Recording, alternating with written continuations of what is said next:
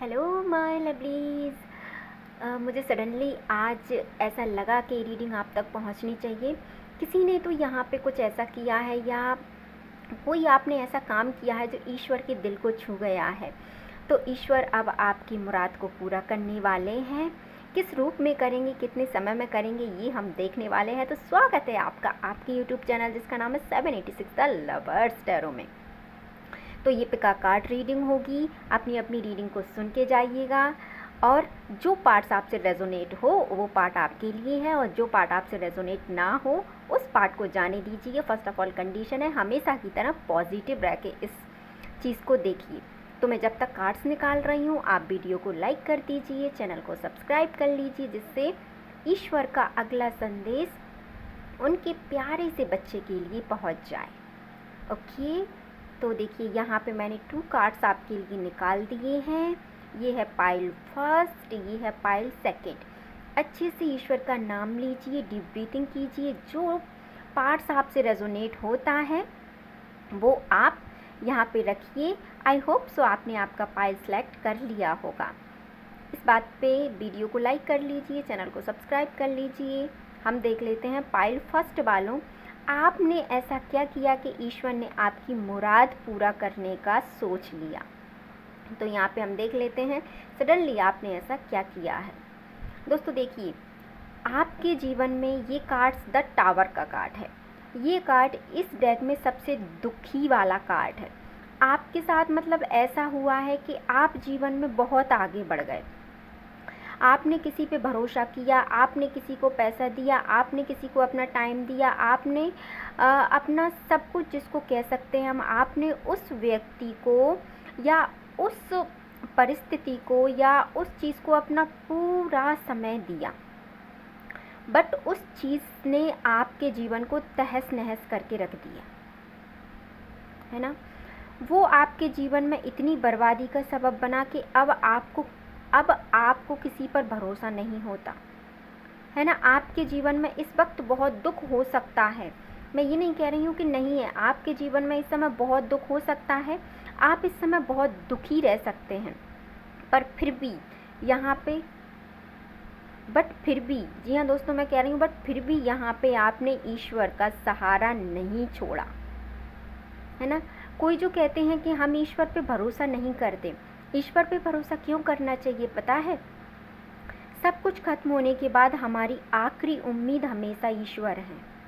हमारी आखिरी उम्मीद हमेशा ईश्वर रहते हैं, इसीलिए हमेशा भरोसा कीजिए। ये सिचुएशन जिसने फाइंड आउट किया वो खुद जानता है कि वो कैसी सिचुएशन से गुजरा होगा। द टावर की सिचुएशन बहुत खतरनाक एक सिचुएशन होती है। फिर आपने क्या किया, ऐसा क्या किया कि आपने ईश्वर के दिल को छुआ।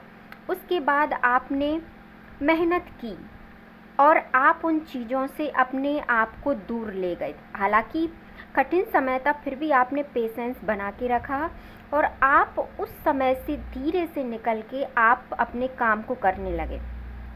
जो लोग आपके जीवन में परेशानी का सबब बन रहे थे, जो सिचुएशन आपके जीवन में परेशानी का सबब बन रही थी, उस सिचुएशन से आपने अपने आप को निकाल लिया। बट आपका दर्द कम नहीं हुआ। यहाँ पे मैं ये नहीं कह रही हूँ कि आपका दर्द कम हुआ है, दर्द कम नहीं हुआ, दर्द ज्यों का त्यों है। बट आपने अपने आप को अलग कर लिया है ना। आपने अपने आप को अलग कर लिया और आप आपके काम में व्यस्त हो गए, या कहीं तो आप उस जगह से ही चले गए। आपने अपनी जगह को बदल दिया, बट दुख तब भी है आपको। आपने उस जगह को बदल दिया, आपने उन व्यक्तियों को बदल दिया। आपने कहा कि मुझे मेरा दुख मुबारक हो और अब मैं यहाँ से जा रहा हूँ या जा रही हूँ। फिर आगे की क्या सिचुएशन बनी दोस्तों, देखिए यहाँ पे यदि आपसे ये रीडिंग रेजोनेट हो रही है तो आप इसे कंटिन्यू कीजिए। यदि आपसे रेजोनेट नहीं हो रही है तो आप वीडियो को स्किप कर सकते हैं, क्योंकि ये बहुत दुखी वाली एनर्जी और मैं इस एनर्जी को बिल्कुल क्लियर कट आपको पूरा बताना चाहूँगी। क्योंकि इसके बाद जो जीवन आपका बदलेगा, मैं खुद कह रही हूँ वो बदलेगा, वो ज़बरदस्त बदलेगा। फिर क्या हुआ आपके साथ, क्योंकि फिर आपके साथ मैंने कहा था ना कि जीवन बदलता है ना तो ज़बरदस्त ही बदलता है दोस्तों। मैंने कहा अभी आपसे, क्योंकि उसके आगे किसी की चलती नहीं है, मैं तो ये जानती हूँ और बस मुझे इतना ही पता है। दुख सुख जीवन के पहलू हैं, आते हैं और चले जाते हैं, but the wheel of Fortune. फिर क्या हुआ? फिर ऐसा हुआ कि ये जो परिस्थिति है ना वो सडनली चेंज हुई। क्यों? ईश्वर ने कहा दुख से कि दुख महाराज, अब आपके जाने का उस व्यक्ति के जीवन से समय हो गया है, अब आप यहाँ से चले जाइए, क्योंकि मेरे बच्चे का ध्यान अब मैं खुद रखूँगा। ईश्वर ने ऐसा कहा। अब ईश्वर ने ऐसा कहा तो वो ऐसा करेंगे। अब ये जो रीडिंग है वो क्या थी कि आपने ऐसा क्या किया कि ईश्वर का दिल आपने छू लिया। आपने इस दर्द में भी ईश्वर का हाथ, साथ और उनका स्मरण नहीं छोड़ा। यही तो परीक्षा का टाइम होता है यार। जब ईश्वर की परीक्षा चरम सीमा पर होती है तो क्या होता है, या तो आर या पार, या तो हम उसको पकड़े रहते या हम छोड़ देते हैं। और अब क्या होगा आपके जीवन में? द व्हील ऑफ फॉर्च्यून के बाद आपके जीवन में आएगा द चैरियट का कार्ड आ चुका है। जो भी चैलेंजेस हों, अब जो भी कुछ हो, आपने सोच लिया कि जो भी सिचुएशन हो, आई फाइंड दैम, और आप ऐसा करेंगे। क्यों? क्योंकि ये सिचुएशन आपने देख ली। सिचुएशन के बाद द व्हील ऑफ फॉर्च्यून आया, सारी चीज़ें बदल गईं और अब आप एक विजेता बन गए। आपने कहा जो होगा देखा जाएगा, बट मैं इस स्थिति से जुड़ूंगा, इसको करूँगा। तो ईश्वर ने भी कहा कि क्यों नहीं, आई एम विथ यू। और अब ईश्वर आपके साथ है, तो आपको डरने की कोई ज़रूरत नहीं है। आपके दर्द ने, आपके साहस ने ईश्वर का दिल जीत लिया और ईश्वर ने कहा कि चलो ठीक है मेरे प्यारे बच्चे, मैं हमेशा आपका साथ दूंगा। तो अभी आप जो भी सिचुएशन में हैं, जो भी काम आप कर रहे हैं उसको कंटिन्यू कीजिए, क्योंकि आपके लिए जीत यहाँ पे आ चुकी है। आप उसे स्किप नहीं करेंगे, आप उसे अब कंटिन्यू करेंगे, जो भी चीज़ आपने आपके जीवन में स्टार्ट की। और अब आपको ये नहीं सोचना कि मेरा काम नहीं होगा, आपका काम होगा, क्योंकि द व्हील ऑफ फॉर्च्यून के साथ द चैरियट का कार्ड आना अपने आप में एक विजेता वाला कार्ड है। सो बिल्कुल आप इन सारी सिचुएशन से बहुत जल्दी बाहर निकलने वाले हैं। और द व्हील ऑफ फॉर्च्यून घूम गया है, ये कार्ड, ये सिचुएशन निकल चुकी है। अब इधर ध्यान मत दीजिएगा, ये सिचुएशन जा चुकी है आपकी लाइफ से। द व्हील ऑफ फॉर्च्यून आपकी ज़िंदगी में आ गया है, आपका समय बदल गया है। और अब आपके लिए हम गाइडेंस का एक कार्ड निकाल लेते हैं। और अब ईश्वर ने कहा है कि जो भी परिस्थिति आपकी थी, पहले जितना आपको दुख मिला उतना आपको अब पैसा मिलेगा, जिसे आप लोगों में बांटेंगे और हमेशा आप खुश रहेंगे। तो खुश रहिए। इस व्हील ऑफ फॉर्च्यून वाली सिर्फ ओनली पॉजिटिव एनर्जी को क्लेम कीजिए, वीडियो को लाइक कीजिए और चैनल को सब्सक्राइब कीजिए। ओके, आई होप सो आपको आपकी रीडिंग मेरे प्यारे से व्यूवर्स आपको पसंद आई होगी, है ना। अब हम देख लेते हैं जिन्होंने भी पायल सेकंड का चुनाव किया है, तो उन्होंने ऐसा क्या काम किया है कि आपने ईश्वर के दिल को छुआ। तो देखिए दोस्तों, आपने अभी मुझे ऐसा लग रहा है कि कोई स्ट्रेंथ गेन की है। हो सकता है पहले आप इतने मैच्योर ना हो सकता है पहले आपको चीज़ें समझना आती हो सकता है कि लोग आपका फ़ायदा उठाते हो, बट अब आपने सारी सिचुएशन अपने अंडर कंट्रोल कर ली और आपने कहा कि नहीं, जो भी होगा देखा जाएगा, बट मैं अपनी सिचुएशन को खुद ही फाइंड आउट करूँगा। और यही आपसे ईश्वर करवाना चाहते थे। जब ईश्वर हमसे कुछ करवाना चाहते हैं ना, तो सबसे पहले वो हमारी प्यारी चीज़ को हमसे अलग करते हैं। ये उनका सबसे प्यारा फंडा होता है। यही मैंने देखा है, जो चीज़ हमें सबसे ज़्यादा पसंद होती है ना जीवन में, वो उसे हमसे सबसे पहले दूर करते हैं। ये उनकी पहली फिलॉसफी होती है ईश्वर की। तो आपके साथ ऐसा हुआ है तो कॉन्ग्रेचुलेशंस, अब आप ईश्वर के सबसे प्यारे बच्चे हैं। और क्या किया आपने ऐसा? आपने सारे बर्डन को, सारी मुसीबतों से आप भागे नहीं, आपने डटकर उनका सामना किया, तभी तो आप में स्ट्रेंथ आई है। आपने इन चीज़ों का सामना किया तो आप में स्ट्रेंथ आई है। ये बात आपकी ईश्वर को बहुत पसंद आई।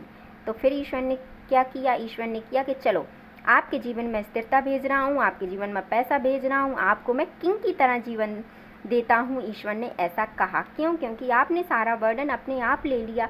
आप में स्ट्रेंथ ईश्वर देंगे ही देंगे दोस्तों, और आपको जीवन में स्टेबिलिटी आएगी। अब आपको पैसा आएगा, क्योंकि आपने इस बुरे से फेज से निकल के अपने जीवन का सारा कुछ देख लिया, झेल लिया, और अब आपके जीवन में सिर्फ खुशी खुशी रहेगी।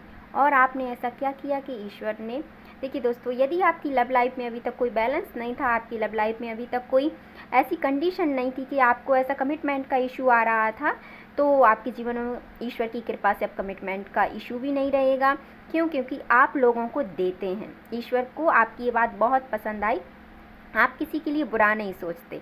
यदि किसी ने आपको कुछ दिया तो आप उसे बाकायदा रिटर्न करते हैं, और यदि किसी को मदद की ज़रूरत होती है तो फर्स्ट ऑफ ऑल ये आपकी कंडीशन है कि आप उसकी मदद ज़रूर करते हैं। और ये आपका एक अच्छा फेस है जो अधिकतर सभी को पसंद आता है, तो ईश्वर को क्यों नहीं आएगा। और आपने ऐसा क्या किया?